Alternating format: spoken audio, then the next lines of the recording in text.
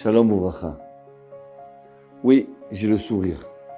Même si peut-être c'est Gog ou Magog. C'est la fin des temps. C'est la guerre de la fin des temps.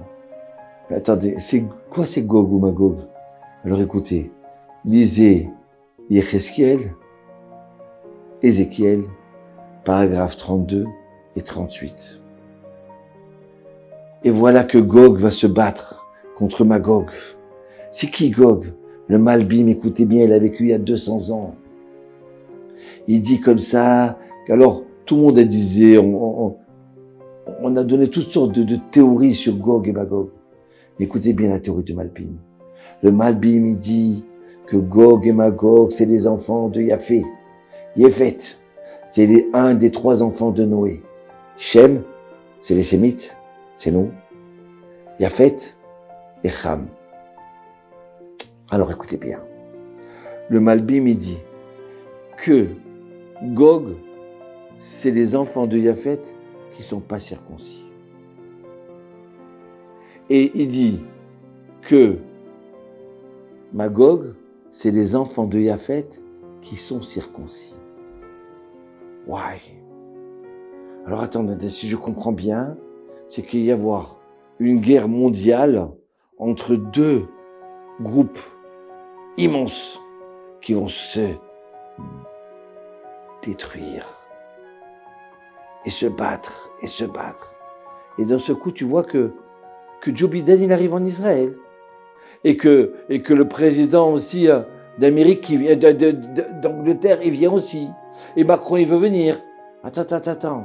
Mais c'est et les porte-avions les plus grands du monde d'Amérique, ils arrivent. Et de l'autre côté, tu as le Hezbollah et tu as l'Iran. Attends. Mais l'Amérique, c'est les incirconcis. Et l'Iran, c'est les circoncis. Ouais, comment ça commence à marcher, là? Et puis, vous savez quoi? Qu'est-ce qu'il dit, le Malbim? Écoutez bien. Il dit alors, on comprend que Gog, c'est l'OTAN, l'Amérique, d'accord? Et Magog, c'est la Perse. C'est l'Iran. Et il dit, ils se réveilleront à la fin des temps, quand Israël sera sur sa terre. Ouais, quelle prophétie, il y a 200 ans, il vient et il dit, tout ça, ça va se passer quand Israël sera sur sa terre. Ouais, mais c'est maintenant. Alors. Alors, pourquoi je souris? Parce que bon, c'est qu'on s'approche vers quelque chose de bien. C'est le Mashiach qui va venir. C'est le Mashiach qui va remettre de l'ordre dans ce monde-là qui est tout embrouillé. On ne sait plus quoi les valeurs, on ne sait pas quoi la vérité. On ne veut même plus écouter la télévision ou les actualités parce que quelqu'un m'a dit, mais depuis le Covid, c'est tous des menteurs. Donc j'y crois pas. Je ne veux pas les croire. Tu ne sais plus qui c'est un homme, qui c'est une femme. C'est le déluge. Ouais. Alors écoutez bien ça. Pourquoi je souris? Parce que de l'autre côté, dans le peuple d'Israël, je vois une union extraordinaire, un amour extraordinaire. Autant j'avais peur il y a quelques semaines de ça, ou à Kippour, on a voulu interdire des jeux de prière à Kippour, d'accord? Et de l'autre côté, tu vois ceux qui étaient contre, mais ils courent vers toi et ils t'embrassent. Ils acceptent tes idées. Ils acceptent ta religion. Ils acceptent ton chemin. Des restaurants de Tel Aviv, ils sont partis apporter à manger à des soldats dans le sud d'Israël. Et voilà qu'il y a des soldats qui disent, excuse-moi, on ne veut pas manger. Pourquoi? C'est pas cachère. Quoi, c'est pas cachère? Ils sont retournés. Amenez-moi des rabbins, je veux cachériser tous mes restaurants. Ouais, mais quel amour! Qu'est-ce que c'est ça? Comment ils sont prêts à se battre, à donner leur vie pour le peuple d'Israël? Cette union-là, ça me fait sourire. Ça me redonne confiance. Écoutez ce qu'il dit le Gaon Vilna. Le Gaon Vilna, il dit que la guerre de Gog et Magog, elle va durer quelques minutes. Alors à l'époque, quand il a dit quelques minutes, d'accord, il y a des juifs un peu loin, ils ont rigolé. Ils ont dit, mais ça veut dire quoi, ça, quelques minutes? Hein? Ça veut dire quoi?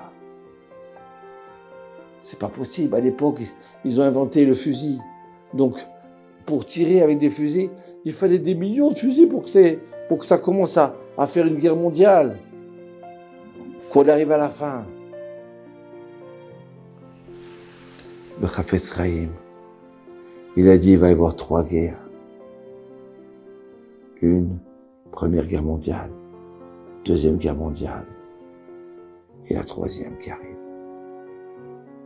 Alors maintenant, quand on entend les bombes, la bombe atomique, alors on comprend. C'est quoi quelques minutes? C'est plus des pierres, c'est plus des flèches, c'est plus des pistolets. Ça y est, ça arrive. Mais de l'autre côté, on a peur. Oui, on a peur. Alors, venez, on va réfléchir ensemble. Parce que le roi Chaim vient et dit qu'à la fin des temps, il faudra utiliser notre arme, qui s'appelle la Emouna. La Emouna, ça veut dire reprendre sa foi en Dieu. Parce qu'on avait la foi dans l'argent. On avait la foi dans la santé. D'accord? On avait la foi dans la sécurité. J'ai une porte blindée. J'ai l'armée qui est là, qui me surveille, qui me garde, qui me protège. Et d'un seul coup, l'idole de l'argent, elle s'est écroulée en 2008. Les bourses mondiales se sont écroulées. Et d'un seul coup, moi je travaillais pour ma retraite, ça, je suis tranquille, ma retraite. Et on s'aperçoit que maintenant, avec notre retraite, ça nous suffit pas. Ouais. Tous les prix augmentent. Et notre maison, qu'on veut vendre, elle vaut plus rien. Donc, l'idole de l'argent, où j'avais ma sécurité, il n'y a plus. Il n'y a pas. Ça commence à se craquer. À s'effondrer. Alors après, on a dit, bon, la santé, le plus important, c'est la santé, on a la médecine, c'est bon, on a les médicaments, on a tout ce qu'il faut. Et puis voilà il y a eu le Covid qui est arrivé. Et on nous a raconté toutes sortes de choses. Vacciné, pas vacciné, on va gagner, oui, c'est bon, il n'y a pas de problème. Et puis d'un seul coup, il y a quelqu'un qui m'a dit, moi, avant le Covid, j'étais tranquille, j'habitais à côté de l'hôpital. Il m'arrive quelque chose, je suis là, je suis à côté. Et quand il est arrivé le Covid, j'avais peur qu'un microbe, que le Covid il me colle, qu'il sort de l'hôpital. Je fermais mes fenêtres. On n'a plus confiance. Ça y est. La 3e chose, c'était la sécurité. On a nos soldats, on a notre porte blindée. Ça suffit plus. Ça suffit plus parce que on peut rentrer un produit chimique. Il ne faut pas désespérer. C'est pour ça qu'on a peur. Parce qu'on s'est accroché à des choses qui, d'un seul coup, elles s'effondrent. Vous savez pourquoi c'est fait ça? Pour se retrouver avec Hachem. La Emouna, la foi en Dieu. Alors, quand on se réveille comme ça avec Hachem, d'un seul coup, il y a de l'espérance. On n'a pas le droit d'avoir peur. Parce que rien que le fait d'avoir peur, on peut tomber malade. Ça peut être notre catastrophe d'avoir peur. D'accord? Au contraire, retrouver des vraies valeurs. Des valeurs entre l'homme et son prochain. Entre l'homme et sa femme. Pas avec des animaux ou d'autres choses. Revenez à la Torah. Venez, on revient tous. Et vous savez quoi? J'ai un voisin.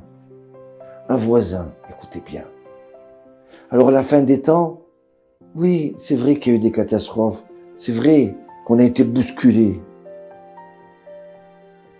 Et quand on revoit cette union, d'accord, c'est merveilleux. Alors, j'ai un voisin à moi qui habitait dans ma rue. Et de ce coup, il voyait plus son fils. Il était à la fête, là-bas dans le sud. D'accord, Shabbat. Il revient en rêve chez lui, lundi soir. Et il dit, papa, ne t'inquiète pas, Je suis dans l'endroit le meilleur au monde, papa. Papa, ne pleure pas, papa. Ils vont t'annoncer bientôt que je suis mort. Mais je peux te dire que j'étudie là-haut et je suis dans un monde merveilleux. Ah bon? Mais comment ça se fait? Ben, écoute-moi bien. Avant que nous assassinent, on a dit Shema Israël. On a dit, mon Dieu, je reviens vers toi. On a fait Teshuvah, on s'est repenti. Et comme on est mort, parce qu'en étant juif, donc en tant que Kiddush Hashem, en sanctifiant le nom de Dieu, d'accord? On sait très bien que quelqu'un, quel que soit son niveau de religiosité, le fait qu'il est parti parce qu'il était juif, qu'il soit marane, qu'il soit autre chose, d'accord, qui a enlevé peut-être cette étiquette juive, mais il est parti parce qu'il était juif. Il est dans un endroit, dans le monde, dans le ciel, un des plus hauts mondes. Donc voilà, papa. Voilà, papa. Donc, demain, l'armée, ils vont venir, ils vont t'annoncer. Ne t'inquiète pas. Dis à maman. Ouais. Écoutez, écoutez. Je veux encore une deuxième histoire. Hein? Alors avant la deuxième histoire, voilà que le lendemain, ils ont tapé à la porte.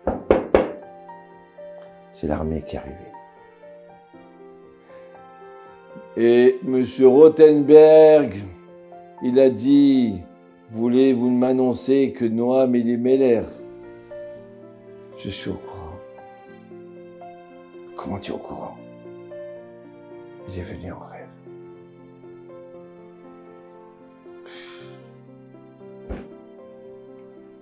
Aïe, aïe, aïe, aïe, aïe. J'étais à la yeshiva, avant-hier. Et j'ai dit, mais vous savez, c'est dur ce qui s'est passé.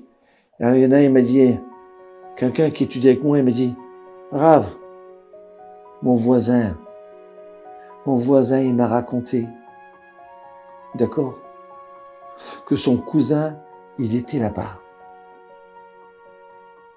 Il a été sauvé. De cette catastrophe, il a été sauvé. Eh bien, écoute-moi bien. La veille de Rosh Hashanah, il est parti filmer, photographier un grand rave de Jérusalem. Le rave Chaim Feinstein. Et quand il a pris en photo comme ça, il avait avec cette lumière tellement... Quel homme!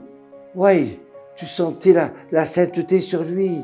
Tu sentais la Gdoucha. Alors il lui dit, Rav, bénis-moi.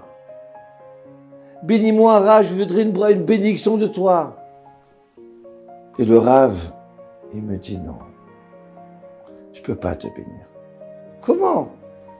Prends sur toi une mitzvah, une bonne action. Et là, le photographe, il lui dit, mais quelle bonne action? Ben, prends sur toi Shabbat. Ah non, Shabbat, c'est dur. Rav, c'est dur. 1 mois. Tu fais Shabbat 1 mois jusqu'à la fin des fêtes. Tu as entendu? Jusqu'après Simchat Torah. Après, tu fais ce que tu veux. D'accord, Rav, j'accepte. J'accepte, attention. À quoi qu'il arrive, je ferai Shabbat. Et là, il m'a béni. Et voilà que j'ai fait premier Shabbat, deuxième Shabbat. Et jeudi soir, j'étais à la fête. Et vendredi, je me réveille. Et d'un seul coup, je me dis, mais quel jour on est? On me dit, mais on est vendredi. Oui, mais ce soir, c'est Shabbat, il faut que je rentre. Non, reste avec nous. On est en train de kiffer, reste avec nous. Non, j'ai promis de faire ce Shabbat. Tu feras le Shabbat d'après. Non, le Rav il m'a dit jusqu'à la fin des fêtes. Non, jusqu'à dimanche, je dois faire Shabbat. Et voilà que je rentre à la maison. Et j'entends ces catastrophes. Ouais, comment ça m'a fait de la peine. Mes amis ont été assassinés. Et de l'autre côté, je vois que j'ai été sauvé grâce à ce Rav. grâce à ce Shabbat où je suis parti. Donc écoutez, on est encore bouleversé de la situation. D'accord? J'accuse personne, Chas Shalom, qui je suis pour accuser. Mais ce que je veux dire, c'est qu'il ne faut pas qu'on ait peur. Il faut qu'on fasse chacun un effort d'aimer l'un et son prochain, d'avancer dans les mitzvot et donner sa confiance à Hachem. Écoutez encore. Il y a marqué comme ça que les bénis Israël, quand ils étaient dans la souffrance, il y a marqué Vaïzakou el Hachem.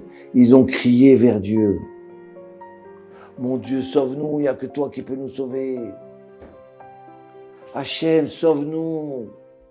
Vous savez, en Égypte, ils étaient en esclavage. Et à un moment, l'esclavage a été tellement dur qu'ils ont pris leurs enfants, ils les ont tués, ils les ont égorgés, Pharaon. Et là, d'un seul coup, chaque juif, dans la prison où il était, dans son esclavage, il s'est mis à crier. Vaïzakou el Hachem. Tous ensemble, sans radio, sans internet, sans rien. Chacun s'est mis à crier de toutes ses forces. Et la délivrance est arrivée. Dieu il a parlé à Moïse et la délivrance a démarré. Pareil à Pourim. Esther, elle a dit, réunis le peuple d'Israël. Aman, il a dit, on est un peuple qui est dispersé, qui se haïssent l'un et l'autre. Donc tu veux la délivrance, tu veux qu'on gagne? Réunis le peuple d'Israël qui devient uni. Et demandez à Hachem de toute votre force qu'il nous délivre, qu'il nous envoie le Mashiach, qu'il nous envoie le Messie. Il ne suffit pas de dire simplement un Tehillim et c'est tout. Il faut crier de ses entrailles. Mon Dieu, il n'y a que toi qui peux nous aider. Personne d'autre. Ni l'argent, ni la médecine, ni la sécurité. Allez, venez tous ensemble. Ana Hashem, Hoshiana. Oui, mon Dieu, sauve-nous. Il n'y a que toi qui peux nous aider.